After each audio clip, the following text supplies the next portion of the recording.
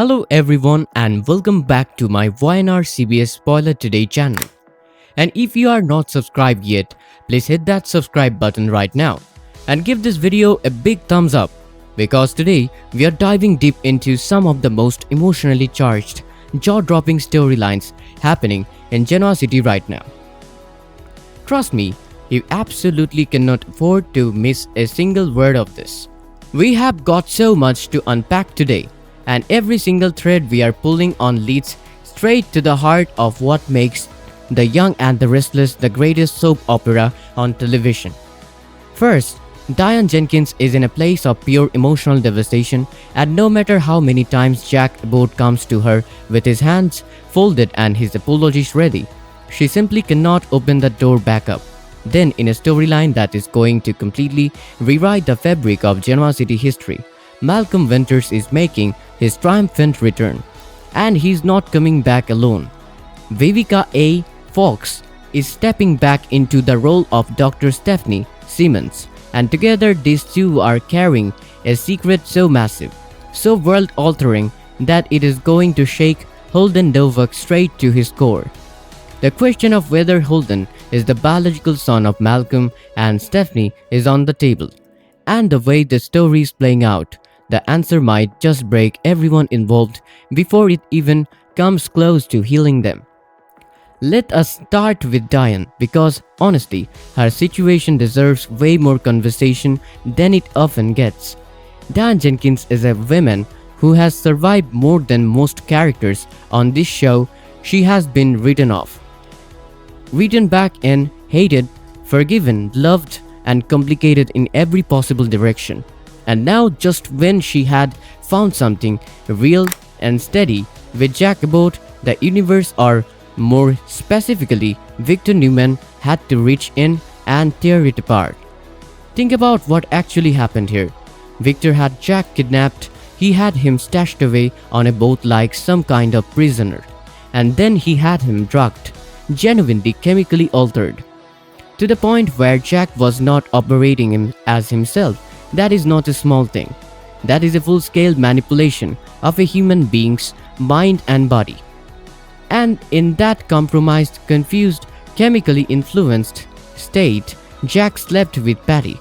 Now, here is the thing that makes Diane's situation so heartbreaking and so painfully human.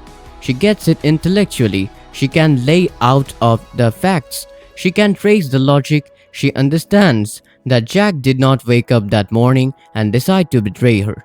She knows the truth of what Victor did, but knowing something with your brain and feeling it in your chest are two completely different experiences, and Diane is living in the gap right now. Every time she closes her eyes, she's not seeing the Victor Newman conspiracy. She's seeing her husband in bed with another woman. That image is burned in, and Jack's apologies, no matter how sincere, cannot unburn it. I can't help but feel for her because this is not about logic failing. This is about love being complicated in a way that no amount of explaining can fix overnight. Some part of Diane's mind is asking the question that she probably wishes she could silence. If he had been truly completely himself, would he have been found a way out? Would he have fought harder? And that question, even unspoken, is enough to keep that door firmly closed.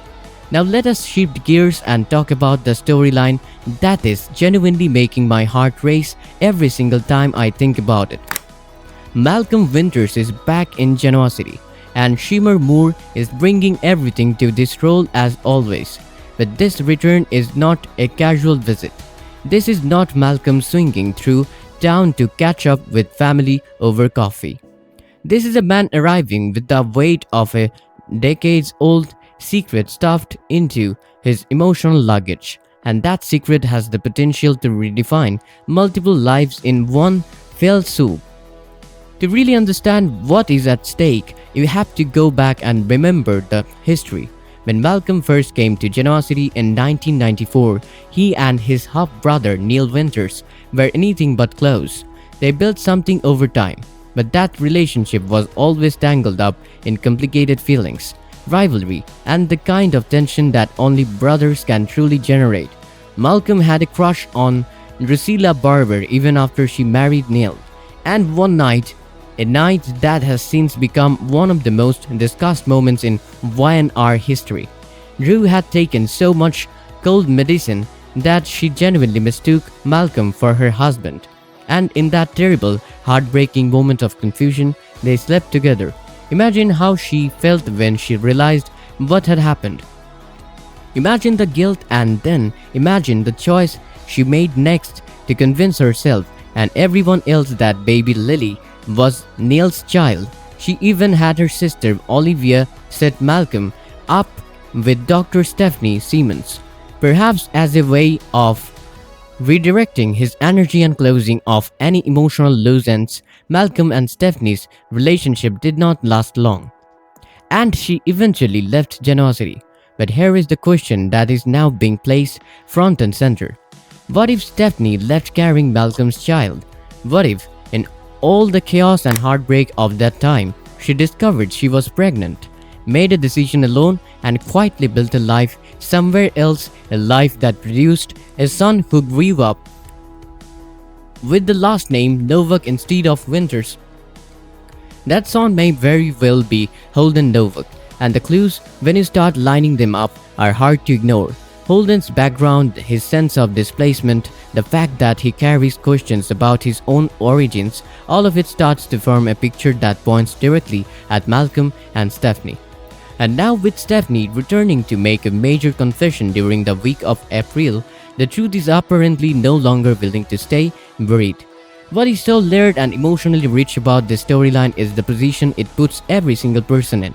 Holden, if this revelation is confirmed, has spent his entire life not knowing who he really is in terms of where he came from. He may have been adopted, he may have been passed off as another man's child, which would explain the Novak surname. Either way, the version of his own story that he has been living is not the complete version, and finding that out as an adult with two strangers showing up to claim biological parentage is not a gift, it is a grenade. I cannot imagine what that moment of realization feels like. To have the ground shift that dramatically under your feet, to suddenly see your entire sense of self as something that was constructed on incomplete information, that is deeply profoundly destabilizing, and Holden's reaction reflects exactly that. Rather than opening his arms to Malcolm and Stephanie, he lashes out. He rejects them, he pushes them away with a force that is entirely understandable when you consider what he's actually processing. This is not a man being ungrateful, this is a man in survival mode, trying to protect the only identity he has ever known from being completely dismantled. His anger is a shield, and honestly, it is a very human one. Malcolm, for his part, is carrying his own enormous emotional burden in all of this. Because here is the cruel irony of his situation. He has been through this before, just from a different angle. He once discovered that Lily was his biological daughter, a truth that was also delayed, also buried, also wrapped in layers of complication and pain. He knows what it feels like to have the reality of fatherhood arrived late and sideways.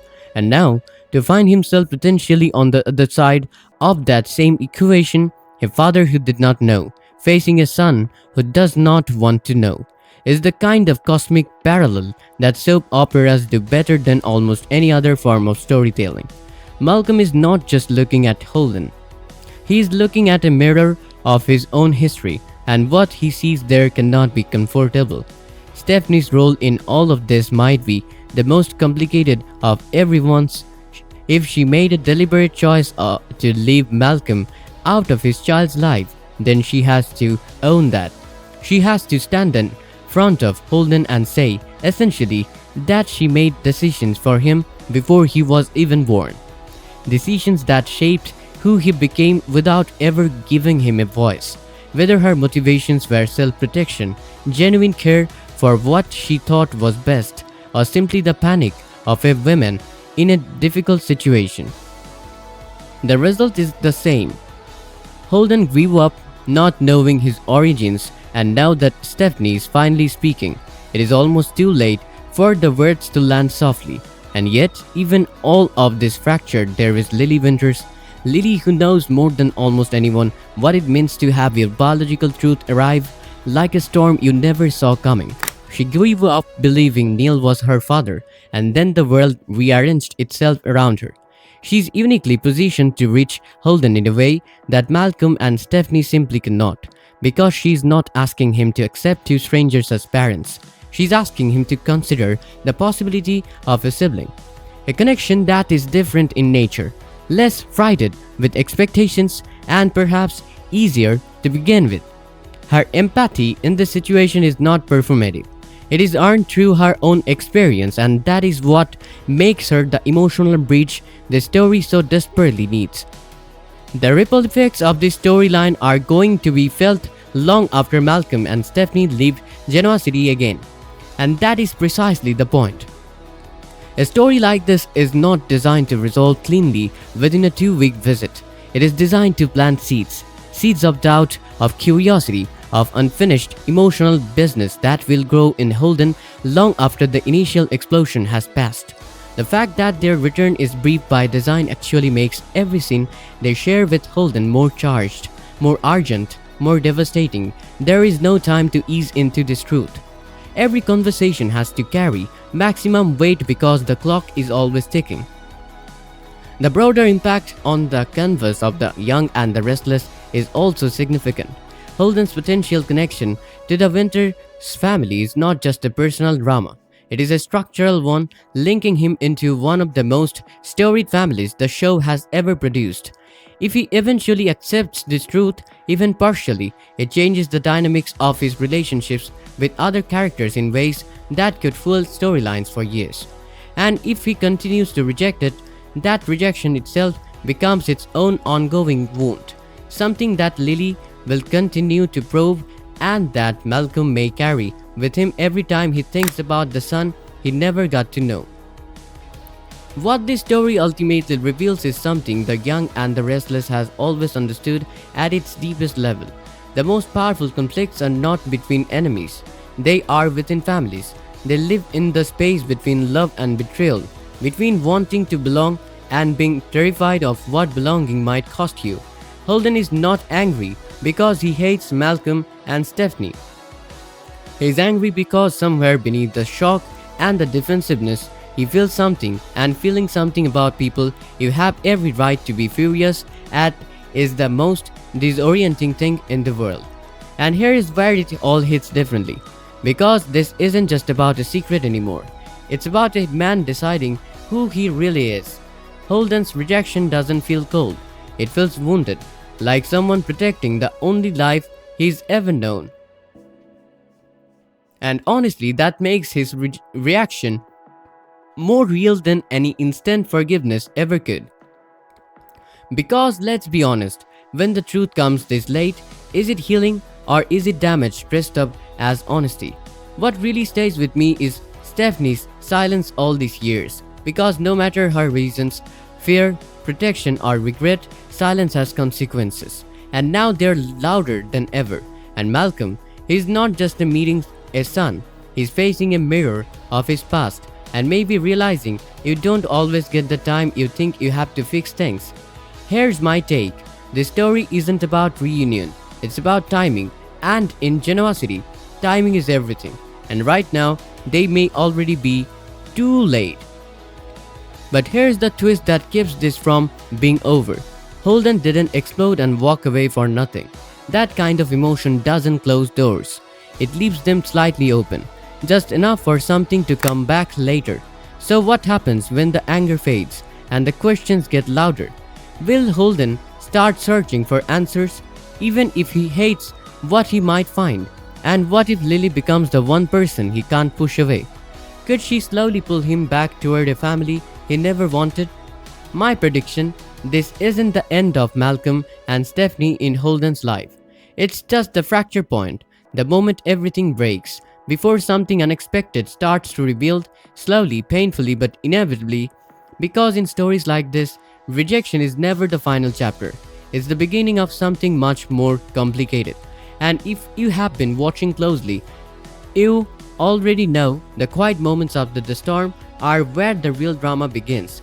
So tell me, if you were Holden, Would you walk away for good, or would curiosity eventually pull you back in? And do you believe some truths are better left buried, or does the truth always deserve to be heard, no matter the cost? Stick around because something tells me this story isn't done with us yet. Drop your thoughts in the comments below. I genuinely want to know where you stand on all of this. Are you rooting for Holden to soften and give Malcolm and Stephanie a chance? Or do you think his rejection is completely justified and they should have come forward long ago? This community always brings the best takes and yours matter. If you enjoyed this video, please give it a thumbs up, share it with your fellow YNR fans, and make sure you are subscribed to YNR CBS Spoiler today, so you never miss a breakdown like this one. We will be right here covering every twist, every reveal, and every moment that makes Genoa City the most dramatic place on the planet.